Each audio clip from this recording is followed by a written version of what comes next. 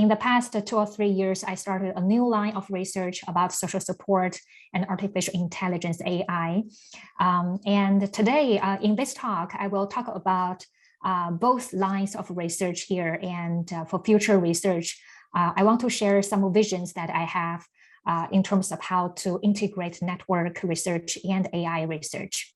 Okay, so this is the next slide. Okay, yeah, so social support is a critical resource for promoting healthy behavior, coping with physical and mental diseases. Social media have created increasingly opportunities for supportive communication. You know, people can seek and receive support on various social media platforms. I bet it's the similar situation in South Korea, right? So for example, on Facebook, Fitbit users, they can join this group, they can share information with each other, they can encourage each other. And for cancer patients, they can read other cancer patients' health blogs. And on social networking sites, such as Patients Like Me, patients can share their personal health data. They can share, you know, what medicine that they have been taking, what their symptoms are, what their physicians have instructed them to do.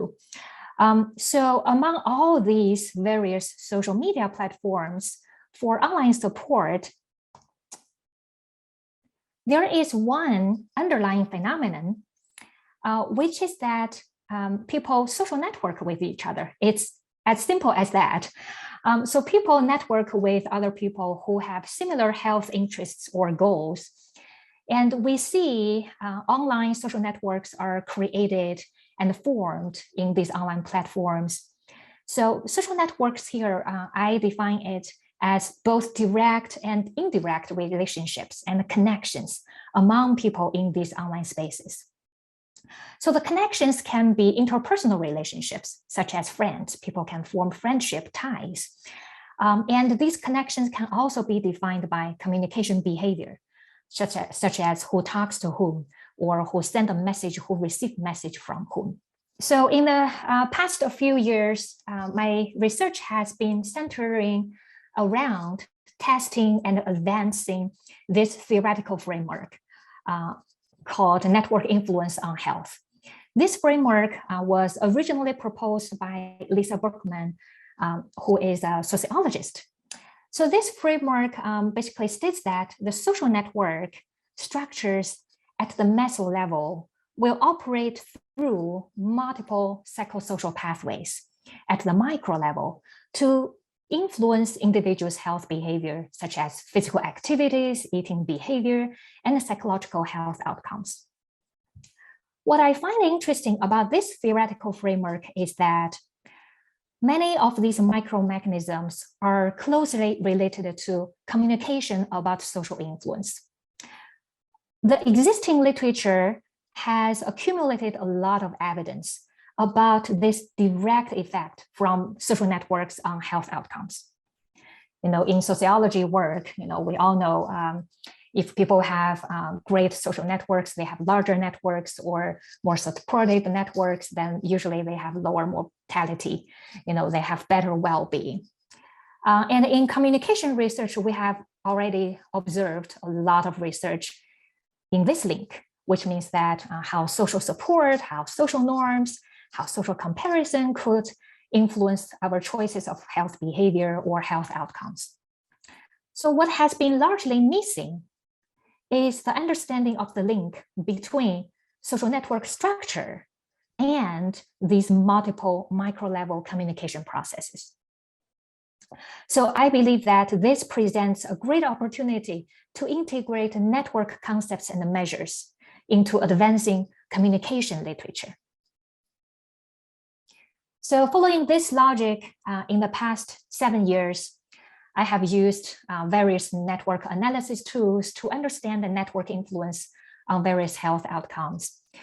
For example, using agent-based modeling, I studied how online peers may affect their health behaviors. And taking a time perspective, I have studied effects of network composition on individuals' health behavior change over time. and examined the multi-layered network effects on depression among older adults during a 10-year span. And to examine the micro-level mechanism of the network effects, I have created an online intervention for healthy eating. And I also integrate network theories to supportive communication and extend the structural model of social support by linking network concepts and supportive processes. So today I will talk about one study to showcase my work along this line of research. For this study, first of all, let's think about Berlow's SMCR model of communication. So this is a very old but classic model. So Berlow's SMCR model included these four critical components: source, message, channel, and the receiver. So each component here could affect the communication process. For example, the source's attributes, such as knowledge or communication competence, will determine what and how he or she says to the receiver, what channels to choose for communication. And all these factors may also affect how and whether the receiver would provide any feedback to the source. So in this very simple dyadic communication process, the social network perspective argues that the communication sources and receivers are not in an isolated environment, but instead they are embedded in the larger social relationships with others. Like in this case, this node B receiver might be connected to a group of others, and this node A source might be connected to only one single node. So how does this relational environment may affect the communication process between A and B, right? So I put this idea into social support context. And social support, this is like very basic definitions. Many of you are familiar with it. It involves communication that conveys informational, network, emotional, and esteem support. So informational support involves expressions about advice and information tips to address problems. Network support involves referral to new contacts who may be helpful. So if you ask me some question, but I don't know the answer, however, I know somebody else who has the expertise, so I might refer you to that person. So this is network support.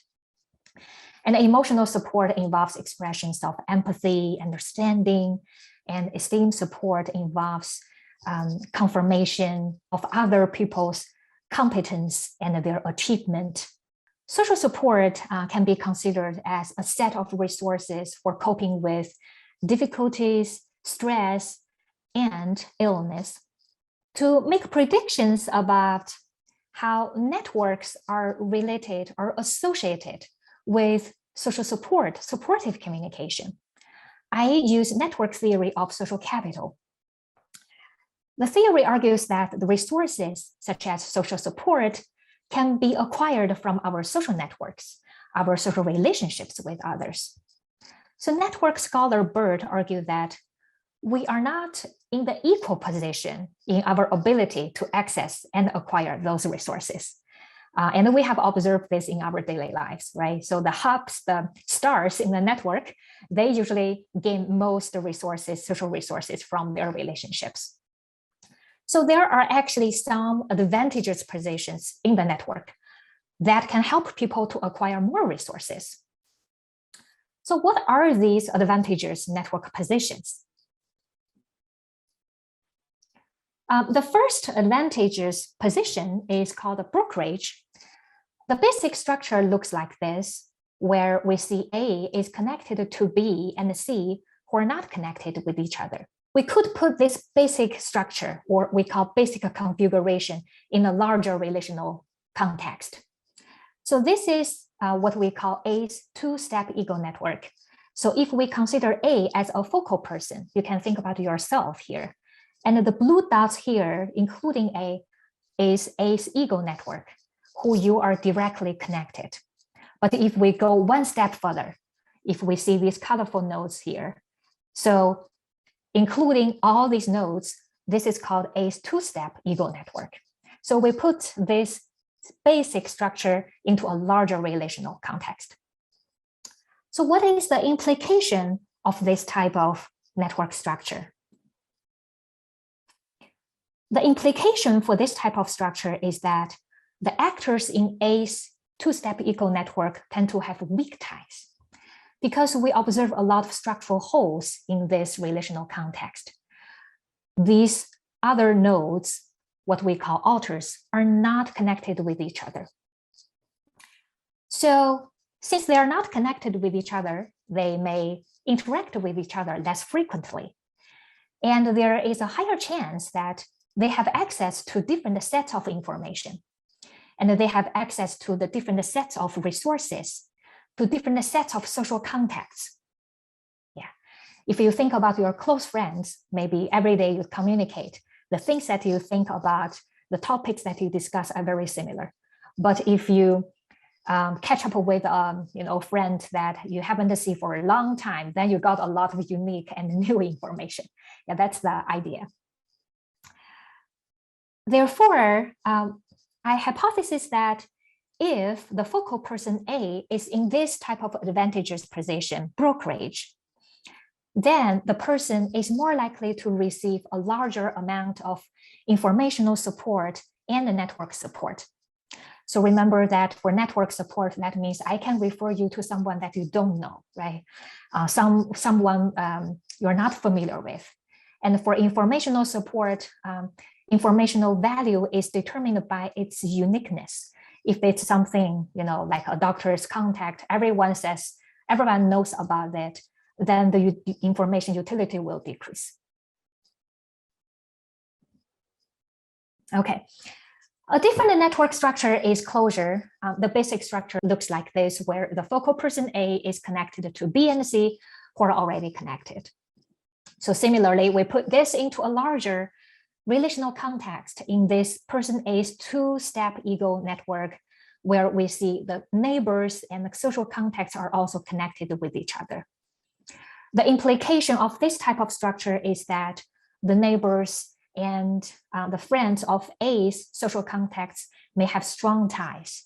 If you think about yourself, your families, your close friends, they also are friends of friends. So this type of cohesion will breed more similarities, more trust among the members in the network. And we know that usually our friends and strong ties provide emotional support and esteem support. Therefore, I hypothesize that network closure is positively related to with the received amount of emotional and esteem support. To test this hypothesis, I chose an existing online community for weight loss. So this community is very similar to Facebook, where users can create their own personal profile, and they can update their, what diet that they are taking, what exercise that they are doing. They can write up brief stories about them to share with the network members. So in this network, we first did something called randomly crawling of a seed. So we just try to find a seed. And we try to crawl the friends and friends, use this snowball sampling. So we first identify a hub in this online network. This hub is a user with more than 1,000 friends. And then we crawl the seeds, users, friends, and so on, until no single user could be found. So in total, this process gave us a large component of network that consisted of over 20,000 users. And the next step involves tracking these 20,000 users over the next 3 months. And in the next 3 months, 273 were active users, meaning that these users updated their status at least once in the next 3 months. Yeah, so on the right side here, this is an example of somebody's status update. We can see, the entries for diet and exercise, and also a few sentences about this person's progress, feelings, thoughts. this person says, oh, I try not to be starving. This is miserable.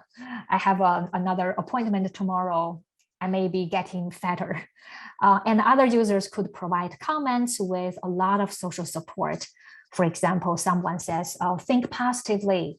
I know you can do this. Best wishes. Yeah.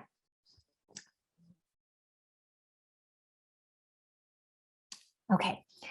The next step is how we compute the statistics for the important concepts involved in our hypothesis. So we use that baseline network involving over 20,000 users to actually calculate these active users' brokerage and closure positions.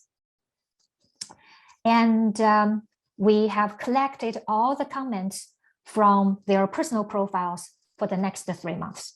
And then we use social support behavior code to code the amount of 4 types of social support that they have received on their personal profile. Okay, so over the 3 months, we saw that emotional support was the most popular support received among these users, followed by informational support, esteem support, and the network support. So on average, each user has received 16 comments on their status update over the 3-month period. So I also included one example for each type of support. For network support, I have someone that you should meet, for esteem support, a great achievement. So the results were quite exciting because it showed quite distinct effects of brokerage and closure on receiving different types of social support. As expected, network closure had a positive effect on receiving emotional support and on receiving esteem support. So a higher degree of closure indicates a focal person is connected to a group of people who also know each other with a lot of similarities. But in contrast, a brokerage had a positive effect on receiving informational support and the network support. So network brokerage means that a focal person has access to different sets of social contacts with different sets of resources and information. Yeah, so these results were consistent to my hypothesis. There was one unexpected result, which showed that network brokerage also had a positive effect on receiving emotional support. So I think this is a very interesting contrast between online and offline social network.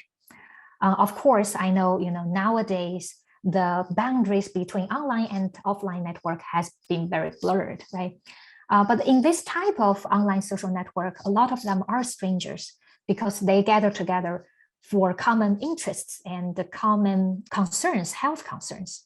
So in this type of online social networks, providing emotional support is a norm. And given that they have similar experience, similar health concerns, it's easy for them to provide emotional support. Yeah.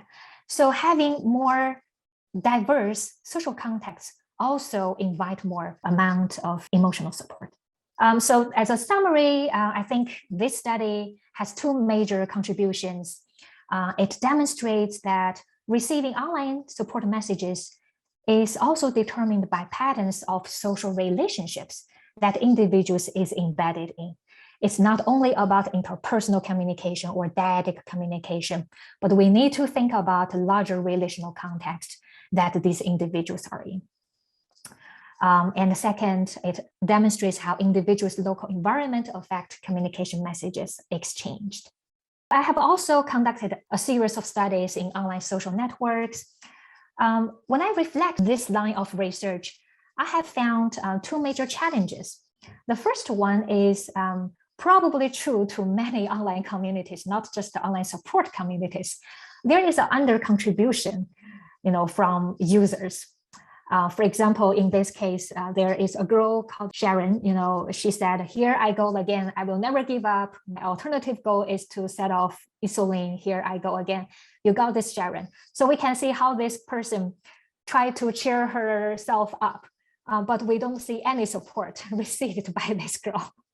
So we may imagine that this girl might leave this community very soon.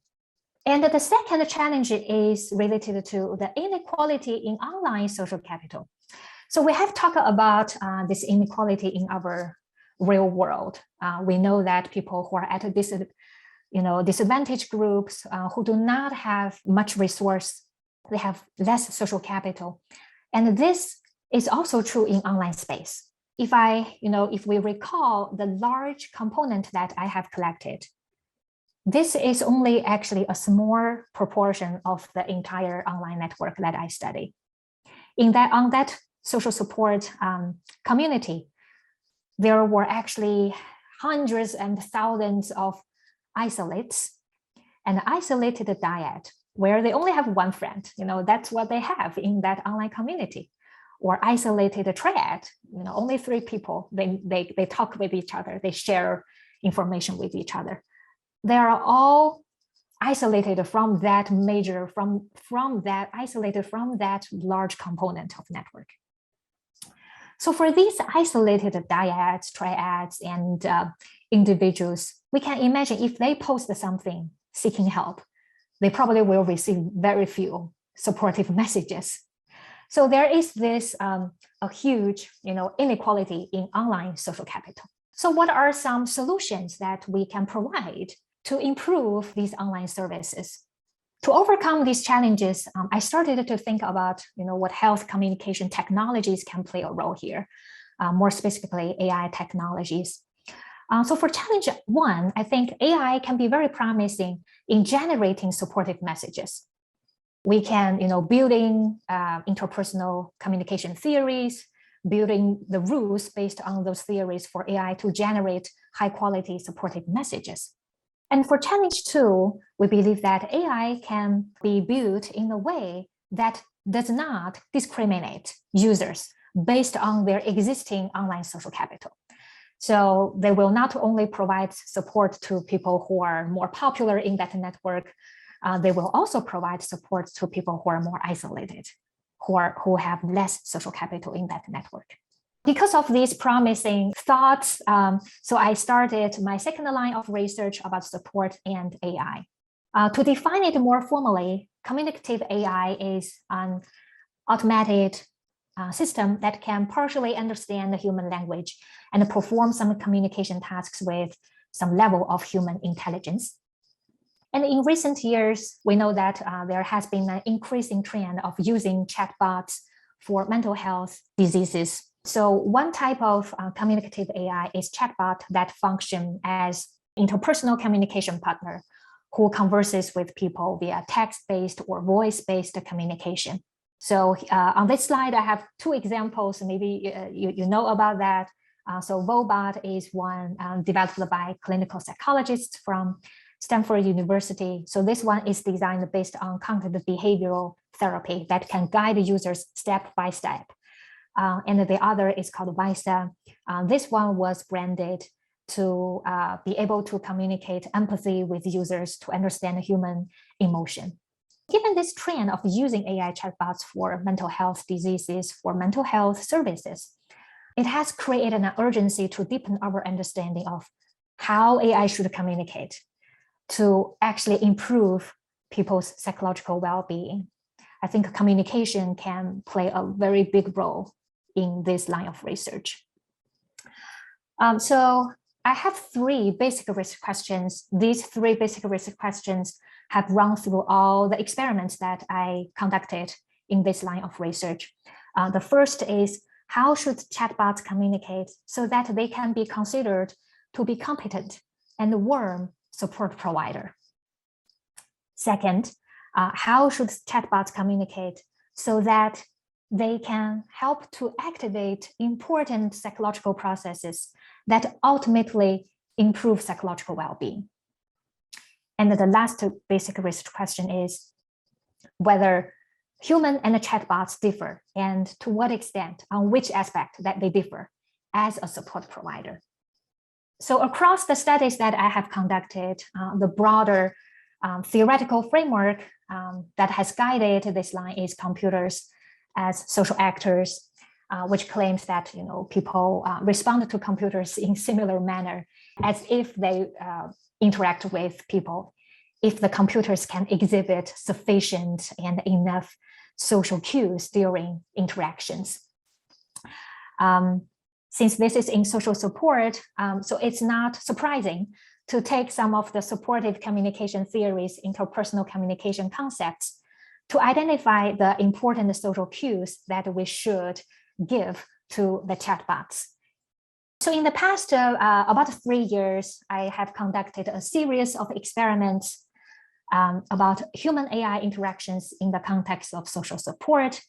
And in these experiments, I have used interpersonal communication concepts with varying communication acts. For example, in one study, a chatbot can act as an active listener to people's self-disclosure. So they do not provide much advice, but they are there. They say, oh, I'm here to listen. Your disclosure, listen to your story.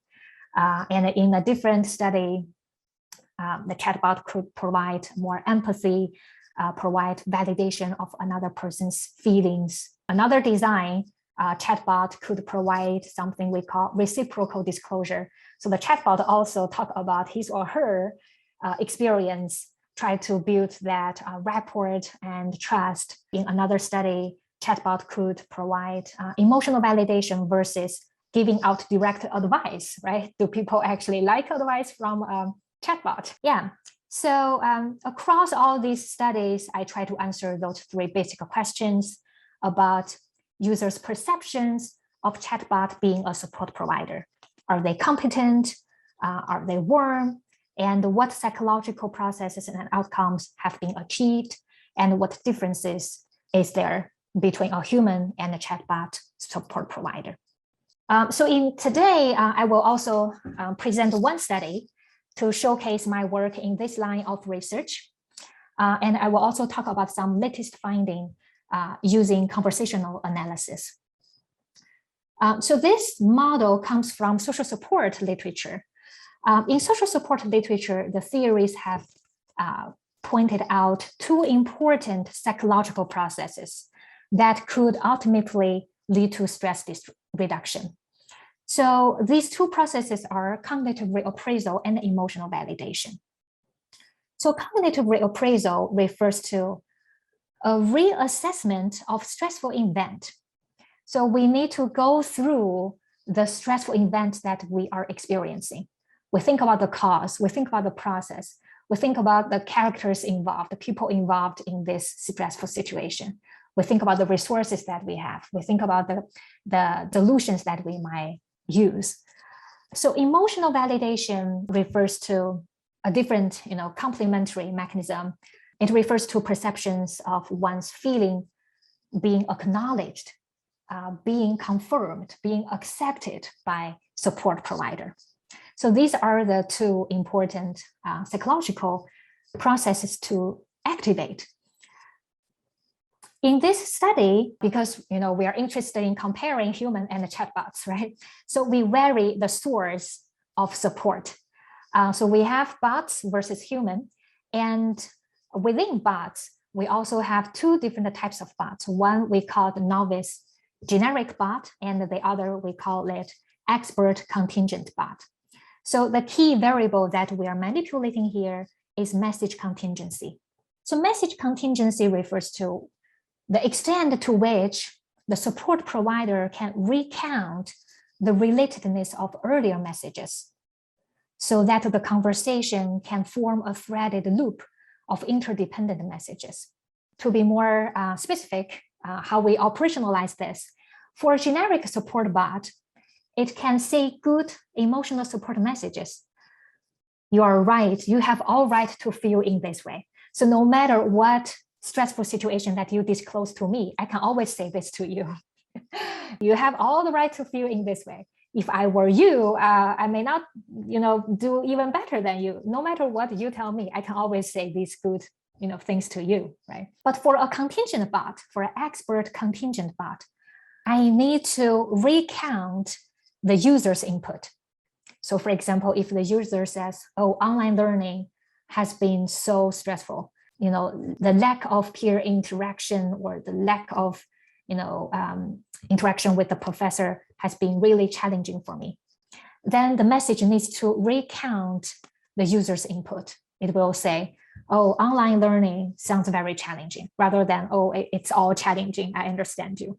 All right, so that's the explanation for the different source of support providers. And the next step, we move on to the perception about support provider. So is are bots and the human being perceived to be competent and warm as a support provider? And we are also interested in which bot perception, which provider perception can actually activate the important psychological processes, cognitive reappraisal and emotional validation, that can ultimately reduce stress. Okay, so in this study, we did an online experiment. First of all, we asked participants to think about an issue that has been stressful to them lately.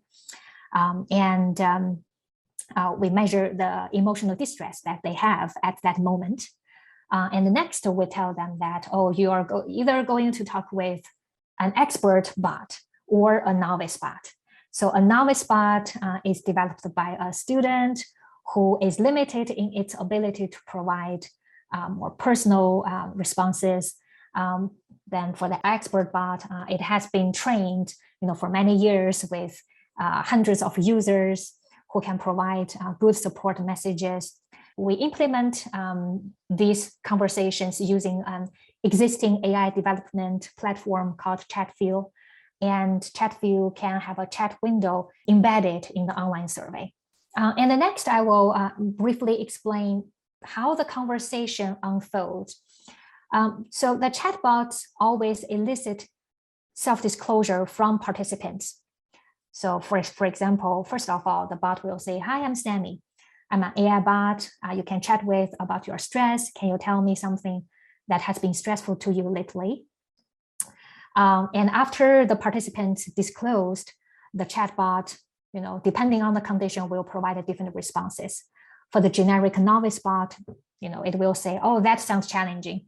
It could be helpful to chat with your peers about how to manage it. But for an expert bot, the expert bot will recount the user's input. It will say, oh, online learning without face-to-face interaction with your professor sounds challenging.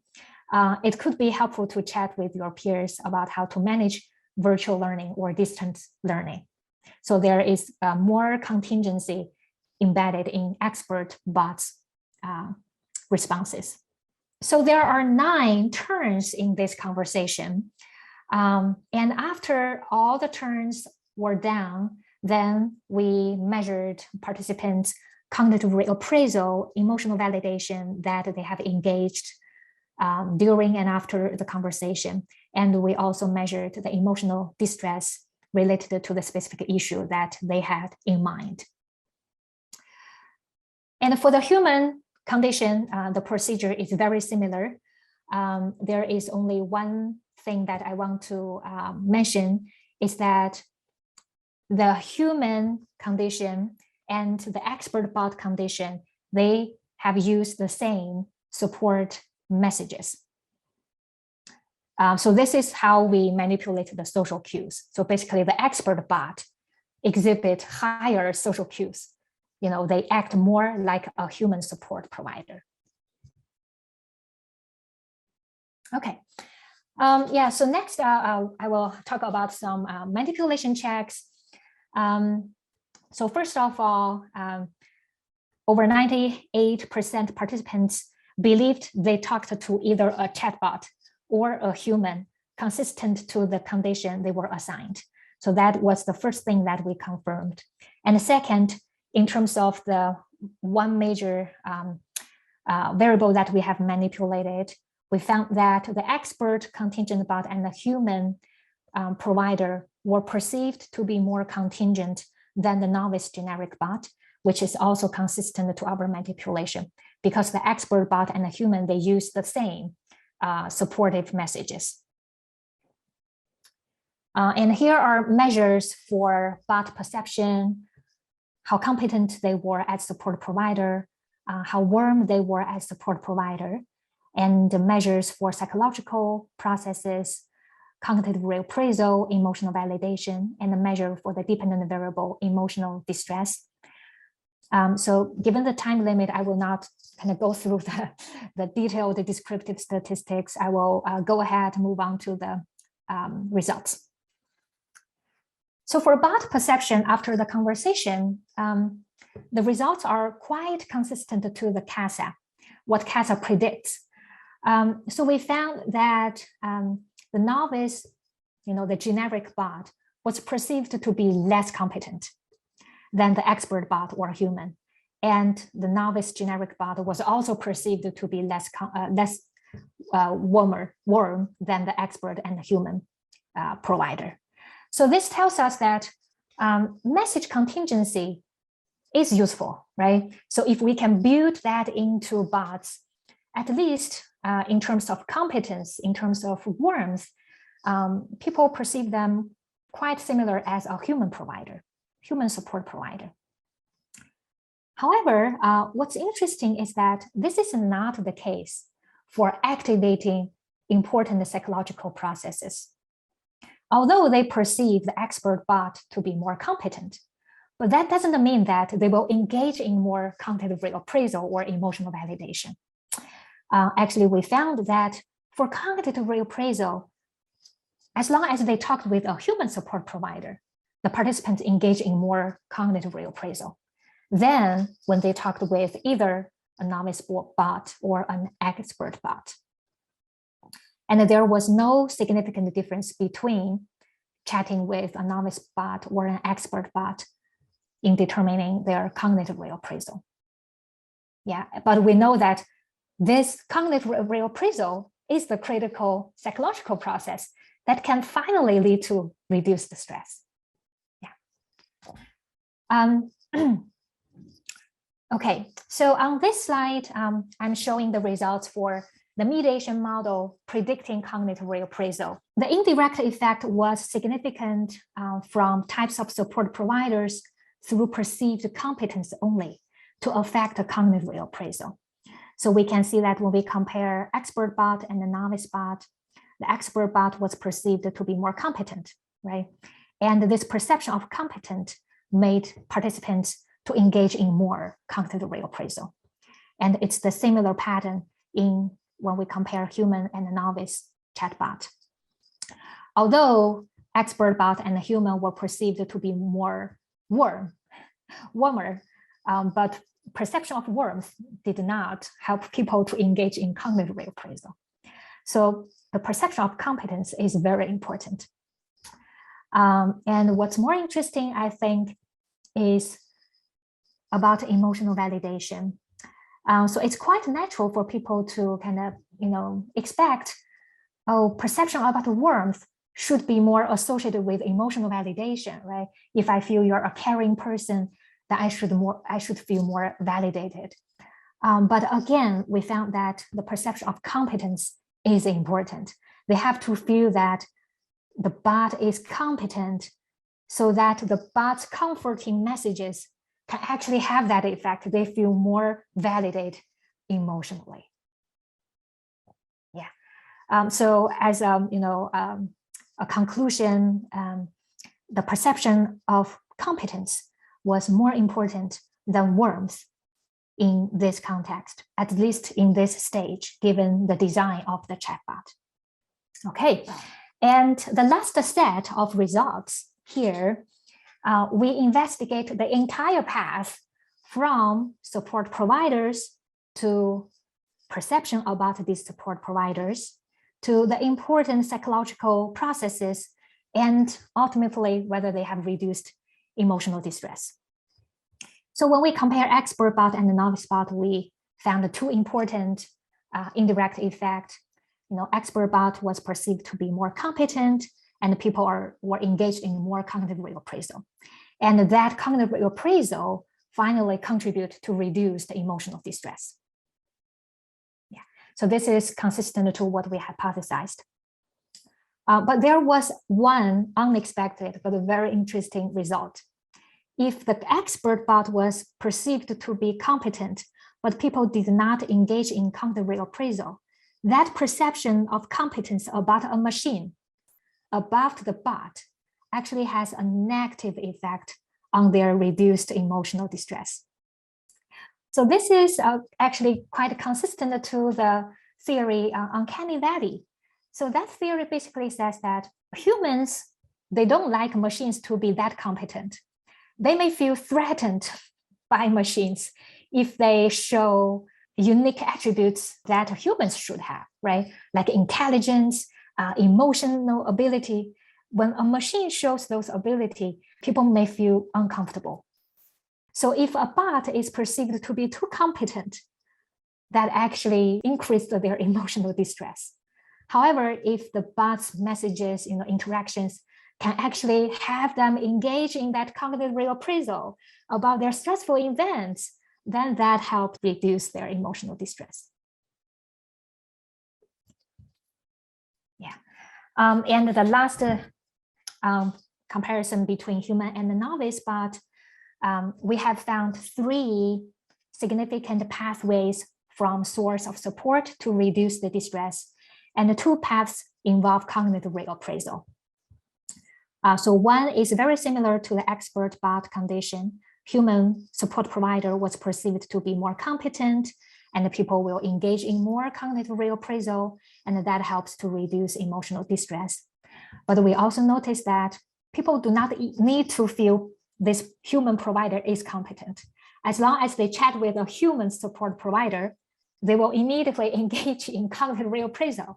Yeah, they don't doubt about their ability, to provide support. They just engage in the communication, engage in that conversation. They process the stressful event, then that helps them to reduce distress.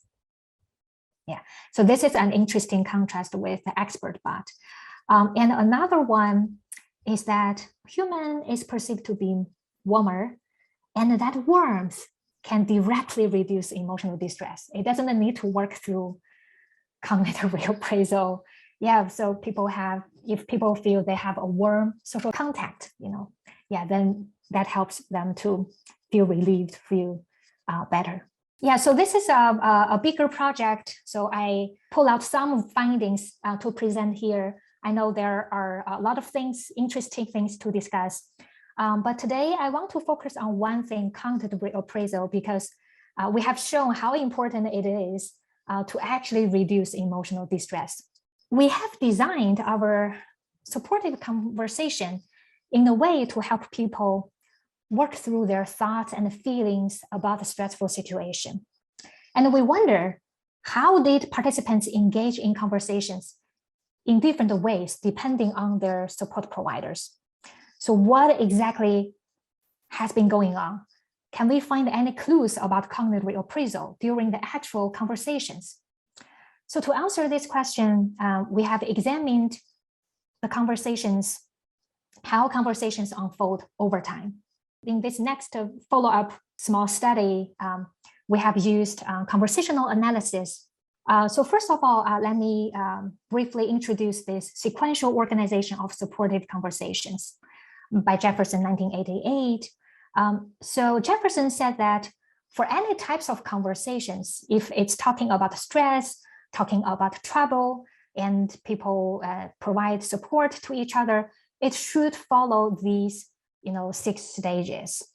At the first stage, the support provider may elicit self-disclosure to prepare the talk. The distressed person may make an announcement about what the problem is.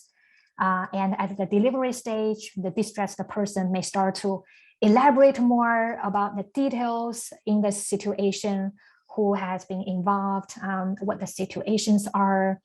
And then the distressed person may talk about what actions have been taken to further analyze the problem.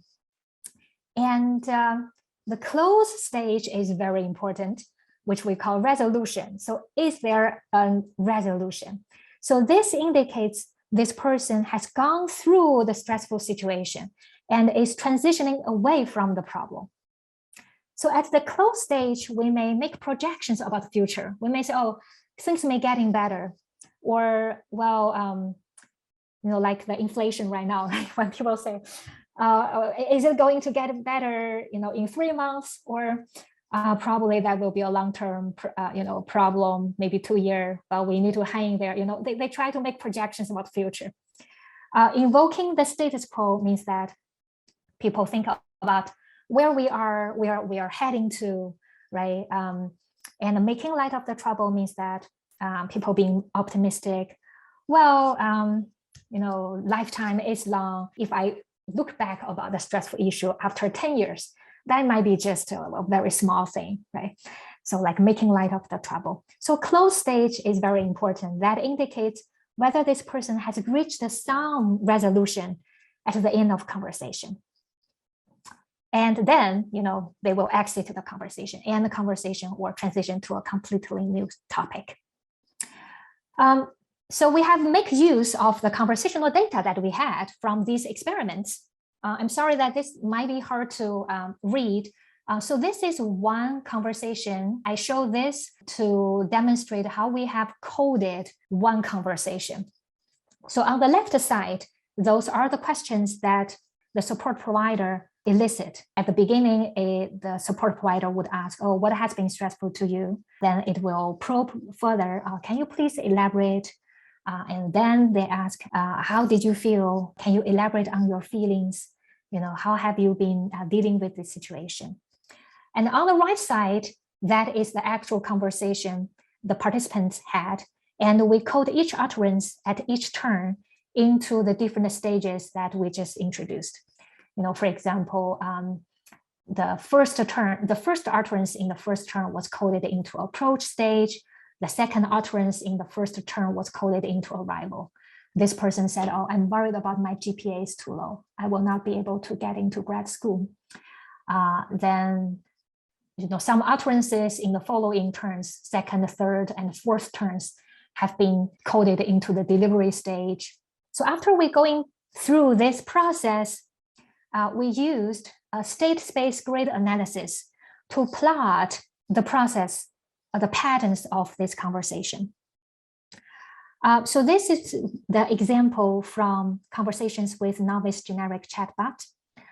We have 2 dimensions here. On the horizontal axis, that is the question category. That is, what the support provider has asked, right? What has been stressful to you? Can you elaborate more? How did you feel? How have you coped with it? And on the vertical axis, these are the conversational patterns that I just showed to you. And with one more addition called meta talk. So meta talk means it cannot be coded into either stage, but just the small talks between people. Some people express their appreciation to support provider, or they have some other random questions to the support provider. So on this, space, we can see that there is quite, kind of this linear progression where people make announcement, then they elaborate their troubles, and they talk about how they have dealt with it. And then some of them may come back to elaborate more about their troubles. And finally, they close the conversation. So there is this one area that I highlighted using yellow. So this area represents the resolution, the close stage. Okay, so that's number projection about future, invoking status quo, making light of the trouble. So this area indicates how much resolution, how much thoughts and utterances related to resolution. So on this slide, we compare across these 3 different support providers. I want you to focus on the yellow boxes here in the upper space of these figures. So that represents the closed stage resolution. This is one big difference that we have observed by conducting this conversational analysis. We can see that in this human condition with a smaller number of participants, 28 participants, the average number of utterances visiting this closed stage, this resolution stage, was 0.833, but less in the expert bot, 0.261, and even less in the generic novice bot, 0.065. Even though the expert contingent bot and the human condition, they provide exactly the same supportive messages, but we see that participants involved in more resolution thoughts when they talk with a human. Another difference is related to meta talk, which was highlighted at the bottom space here. And again, we see that people just naturally involve more meta talk when they talk with a human partner, more than an expert partner and more than the novice generic chatbot. So from this conversational analysis, we thought this is a very promising direction to go, because from CASA, we know that social cue is important. And we have also demonstrated that if we let a chatbot to behave, to talk like a human, it's much better than a generic chatbot. Yeah. However, we think this is only at the surface level. Because if we go to the conversational analysis, we can see that the same communication messages activate different conversational patterns. So that might be at the deeper level, because when people talk with human partners, they have more resolution thoughts naturally. And so for next steps, we have more analysis to go. For example, we'll study linearity versus iteration in terms of transitions between those stages. Is it always linear? Or sometimes it can be recursive between certain stages. And we'll link the conversational patterns with other process and outcome variables. And we can come up with a sequential organization of effective supportive conversations for chatbot. For example, if people do not engage in resolution stage, maybe for chatbot conversations, we should design it in a way to deliberately embed that stage in the conversation. So similar ideas, I think previous research, previous experiments have focused on bringing interpersonal communication concepts from the perspective of communication acts, how a chatbot should act, being empathy, provide advice, provide active listening. Another dimension that has been overlooked is what conversation stages that these chatbots can lead people to. So we think that's also an important dimension to consider. For practical implications, we think that these communication theories can provide intermediary concepts for AI dialogue generation, right? So we can include communication acts, meta talks, and conversational patterns into the big picture when we train the chatbots, so that bot can provide better can generate better supported messages. So what's the future? What I'm going to do later.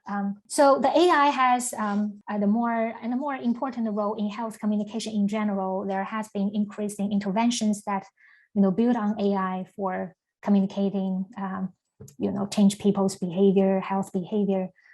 So the research that I have introduced is more on one-on-one setting. And the next step is to include them into online social network. If we go back to the challenges that I have mentioned in online support networks, people with little or less social capital are disadvantaged, like these isolated dyads in the online social network. So we can use AI bots to change network structures and change these people's online social capital. So my vision for future research is that AI chatbots can help to solve this problem by potentially changing network ties among human actors. So for example, if a chatbot acts as a node in the network, if the chatbot can communicate with both this blue node in the core network and a yellow node that is an isolate. So based on the network theory, there is a more chance that the two human actors could create a new tie, a new communication tie. And similarly, if a chatbot can communicate with this green dot and one of the isolated dyad, and based on the network theory, a triangle may be formed, and further on, a small group could be created in this online social network. So if this is possible, we could conduct online experiment to test this idea. And if this is possible, then this is a great use of AI that can help to rewire human actors in online spaces. So for AI in health communication, we know that there are different goals in communication, especially in interpersonal communication. We aim to inform someone, to influence others, or to interact with others. For supportive communication, I would say interaction is the primary goal. But when we design chatbots, we always think about the secondary goal or a less important goal that can complement with the primary goal. For persuasive communication, to influence is the primary goal. But if we can make a chatbot or make AI that is more likable, or that can better interact with people, that can magnify or make their primary goal more likely to be successful. And for educational communication, media literacy, for example, one of the projects that I'm doing is related to misinformation. The primary goal is to inform older adults about misinformation. But if we can make the chatbots in a way that can better interact with older adults to mitigate their psychological reactions, then that can also magnify, make the primary goal more likely to be successful. So I think future research should consider these different interactional goals into the big picture, use secondary goals to complement and strengthen the ability, the chatbot's ability to achieve their primary goal. Okay, so that's all for my talk. Thank you for listening, and I look forward to your questions.